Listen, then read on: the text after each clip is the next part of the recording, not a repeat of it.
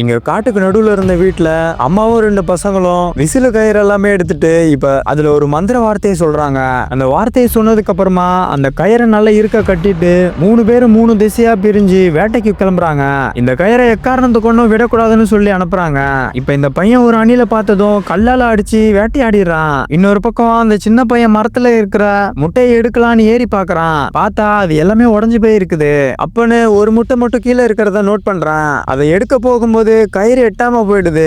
அந்த நேரத்துல அவன் கயிறை அவுக்கலான்னு பாக்குறான். அதுக்குள்ள அவங்க அண்ணன் வந்து தடுத்துடுறான். அப்படி இவங்க 2 பேருமே போயிட்டு இருக்கும்போது அந்த சின்ன பையன் அவனோட கயிறை மீச்சிடுறான். அதனால கயிறை வந்து உருண்டுகிட்டே கீழே போய் விழுந்ததும் அவன் காலு உடஞ்சு போயிடுது.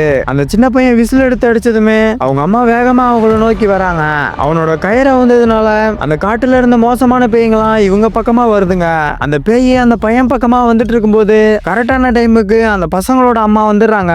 அதுக்கப்புறமா 3 பேரையுமே சேர்த்த மாதிரி அந்த கயிறை வச்சு கட்டிடுறாங்க.